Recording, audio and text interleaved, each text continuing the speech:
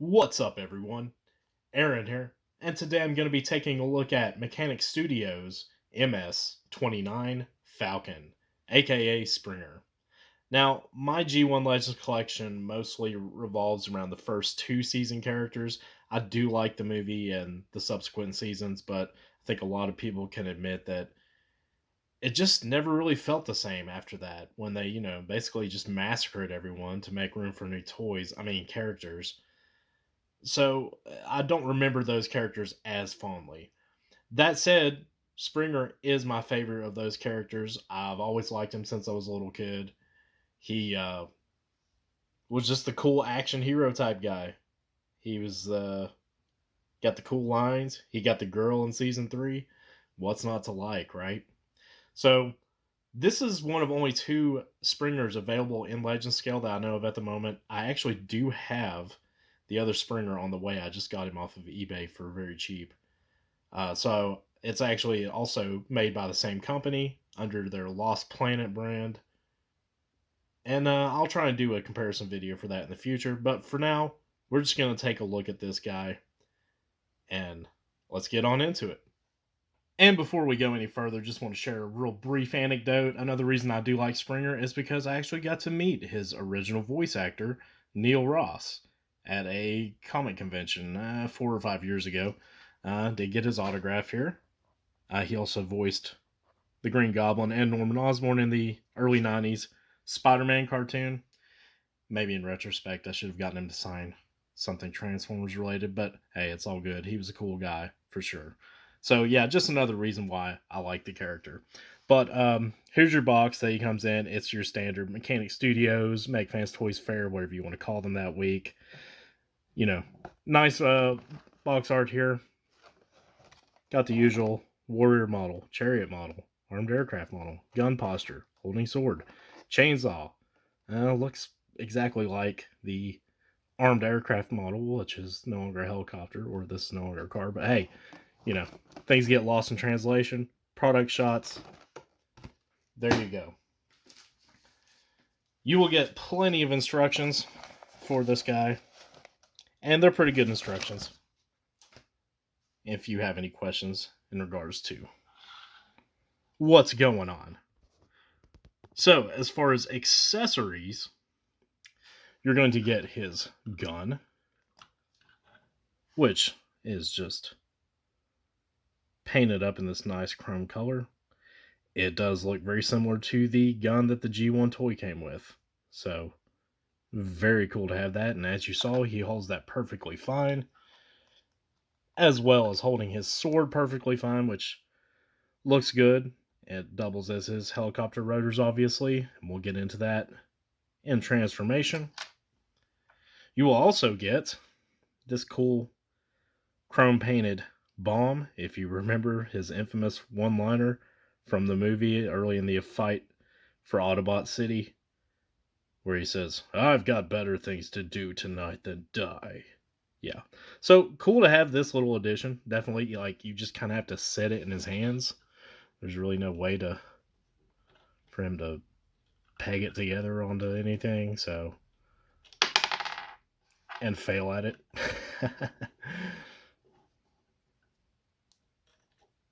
There you go. He's about to load up the cannon, the catapult bomb launcher, whatever the heck that thing was. So, cool little accessory to have.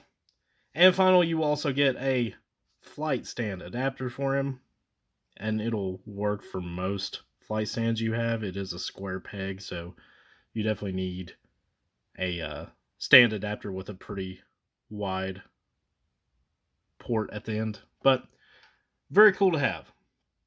So, that's what you're going to get with him accessory-wise.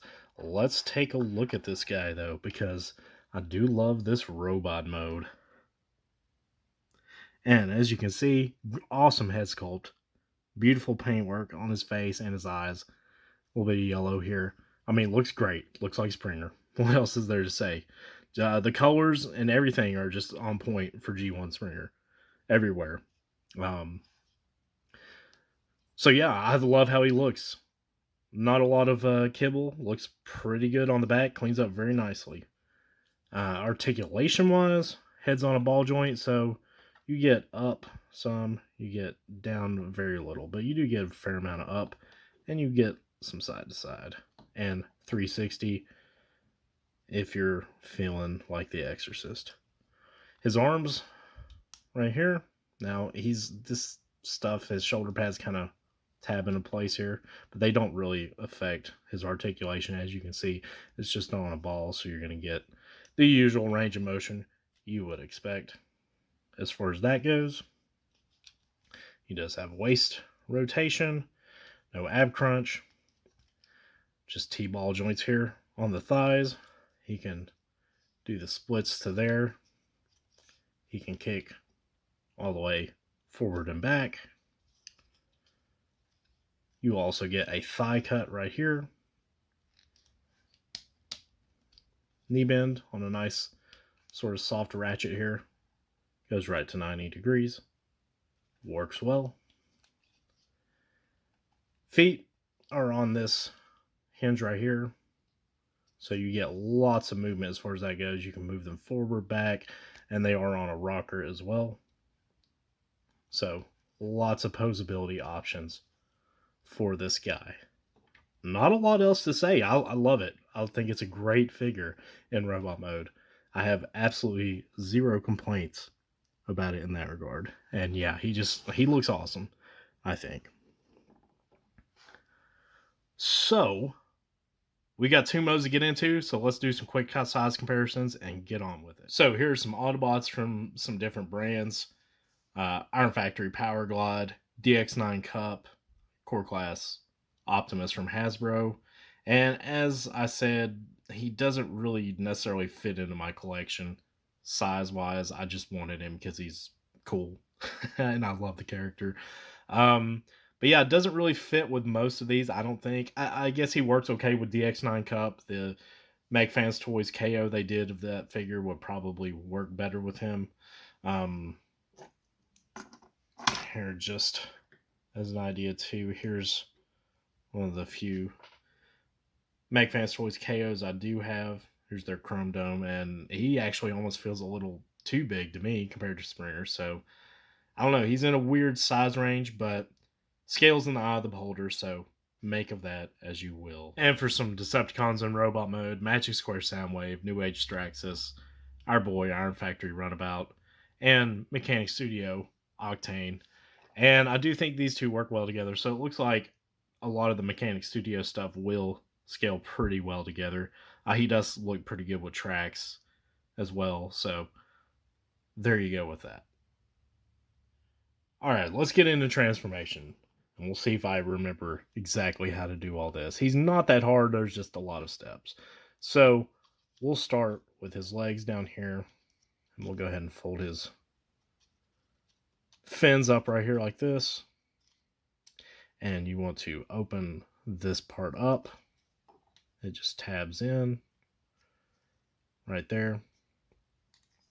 You can go ahead and rotate his wheels to the outside if you like. I'm going to go ahead and move these down, as you can see, on this little slider right here, to compress his legs like so. And I think you do just close this back up. And you're also going to take his feet and rotate them like so, and bring them up on this rotational joint right here.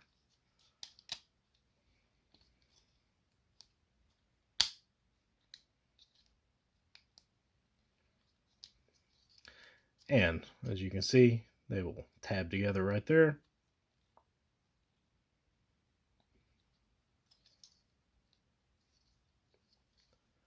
And I think the instructions tell you to lay this all the way down.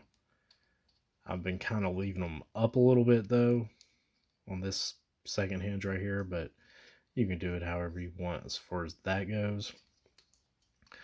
So we'll come here to his back and we'll pull this piece up out of the way. It's just on a hinge as well. And we will open his chest up here. Just pull this little part right there down. It just kind of holds his chest into place there. We'll pull it up and pull it out. So once you pulled it up and out like that, you can go ahead and rotate his head into this conveniently shaped cavity right there and bring it up and it'll tab into place.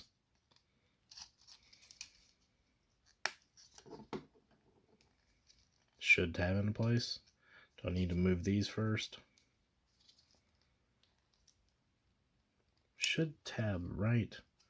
Oh, I see. His head was preventing it. So make sure this part where his head's sitting on is underneath there, so that way you can pull it up under there. All right, there we go. So now you can take his wheels right here and rotate them out. And they do have two different hinge parts on them, so just make sure you straighten them out all the way as far as that goes. And you're going to take his hands right here, and they are going to just, well, I guess it would help if I brought this piece down.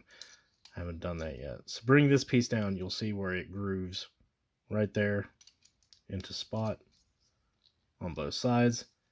Now you can take this little tab on his arm and stick it in the little hole right there on both sides. And then basically you just want to bring the wheel covers down, the fenders over the wheels,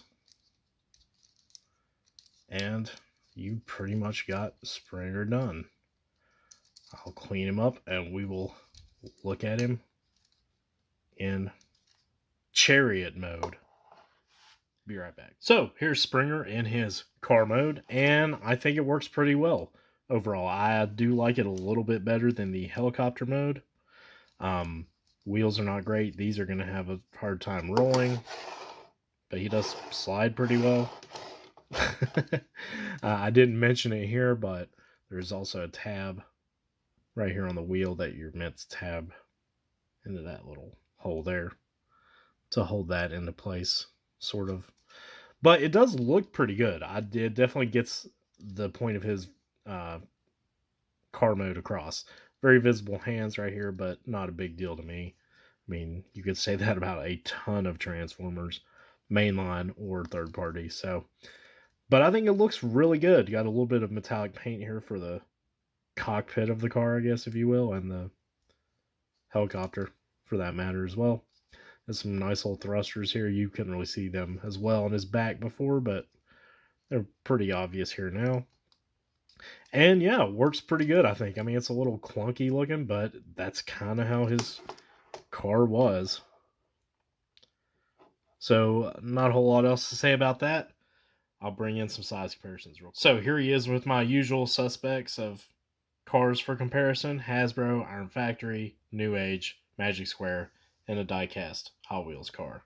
And he's pretty big compared to all these, but, you know, that would be sort of to be expected with the general scale of Mechanic Studios and MechFans Toys stuff. So, there you go. Alright, let's go to helicopter mode.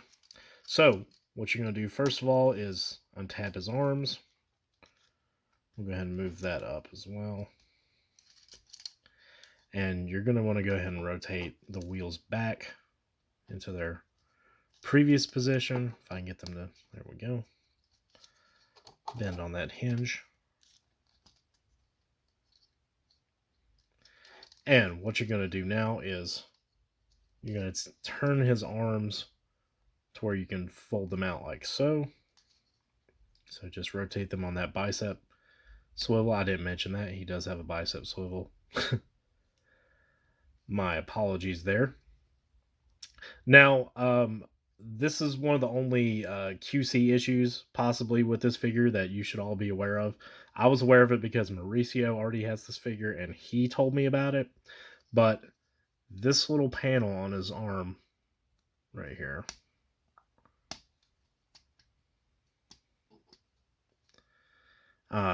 will stress. It will easily stress from where it's supposed to tab in right here into this slot. And I have been very careful with it. Nothing so far on this side, but unfortunately on this side, I do already have a very small stress mark there, and that was before I even transformed him. So just something to be aware of. Just take your time and be careful. Don't try and force things where they're not going to go. So anyway, do that, and then you're going to take his hand and rotate it down like so, like this. And as you can see, his hands will sort of hold this tab right here. So just move them again on that hinge like so. And there you go. And then you've got this little piece that they want you to fold out. You could kind of try and pull it right there. I think the easiest thing to do is just to get something to pull it out like that. Just push it through like so. Probably easiest.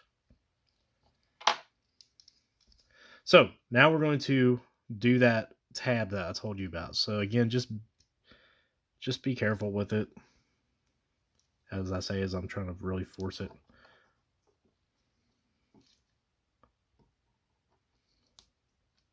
But once you've got it in there, it should be fairly secure. And they also just tell you to fold these fender parts just sort of down like so, as you can see here.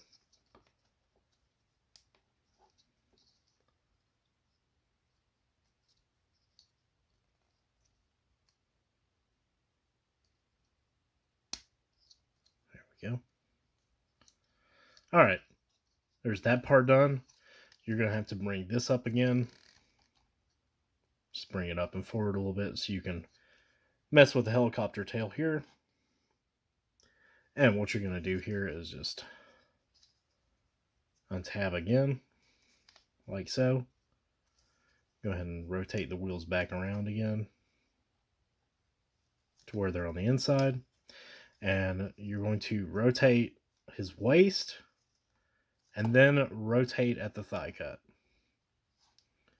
So you do want this uneven look with his thigh cut as far as that goes. Once you've done that, as you can see, you can tab here to hold that together. It looks like it wants to kind of tab right here in the thighs, the thigh cut itself as well, like right below it, but mine doesn't really tab together. They just kind of sit together. And again, you've got a tab right here and here. So just tab that together. And then you're going to take his little helicopter tail here and just fold that down on the first hinge part. And then as you can see, there's a spot on either side to tab. One tab into the other side. And then you're going to bring this back down.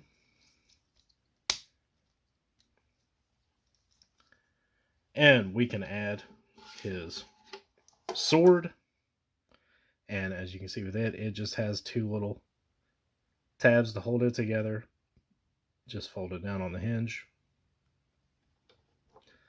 Plug it in. And you've got Springer done. And make sure he's nice and cleaned up, and we'll take a look at him in his helicopter mode. And here's Springer in his helicopter mode. And looks pretty good. Looks the part again. You know, it's not the prettiest thing, but I mean, it definitely looks like some kind of Cybertronian helicopter thing. So, rotor does work well once you've got it plugged into place. Now, I didn't mention this in robot mode either, but you can use this as storage in robot mode for the sword if you want, but it's just kind of hanging off of his back. Looks kind of like a tail hanging behind his back almost, but you can use it for that. But unfortunately, there's no other storage for a sword. I would have kind of liked to seen something like that, but not a big deal. This is a smaller figure, so and if you want to arm him up, you can do that. He can hold his guns like that. Unfortunately, there's no other emplacements for guns. I guess they're just kind of presuming that these are sort of guns, I guess. Here, I'll get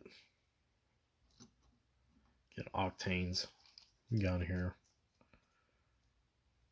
Oh, that's actually, he does not hold that as well anywhere near as well. You would think those would be the same. But, you know, you have options. If you got an extra gun laying around for that port, you can have a couple guns for him as far as that goes. And as far as the port goes, as you will recall, we have this piece. And what you're going to do is just plug it right there over his crotch, just right over this screw. And if you've got a stand, this is just one of the old Iron Factory stands, but it'll work for it. And not bad. Not bad at all. I think it looks pretty good on a stand. So, but yeah, not a whole lot else to say. You saw most of this in car mode. So, very nice. Very nice. Guess I can bring in some size comparisons in helicopter mode. Let me see what I can dig up for it. And I don't really have a lot of legend scale helicopters. I do have several Chug ones, but here he is with Cyberverse World, which I think all of us on the channel agree does work pretty well with the legend scale collections and with the New Age Seeker, just to give you a further size reference. So my final thoughts on Mechanic Studios MS-29 Falcon. He's great. Love this figure. He looks incredible in robot mode, in my opinion. He does everything I need him to do in that mode. The alt modes are fine, but the engineering's pretty good on this. I think they did a good job, as they've done with all the triple changers so far that they made, the three Decepticon ones, that is. So yeah, really no complaints about this figure at all, other than the possible stress mark issue on his forearms. So just be aware of that. But otherwise, this is definitely a recommendation for me.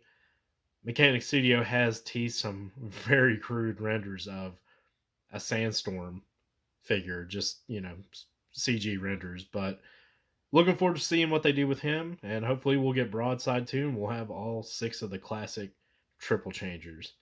But yeah, this is definitely a big recommendation for me if you're looking for a Legends scale Springer for your collection. But that's going to do it for me. Hope y'all enjoyed it. Have a good one. Till next time.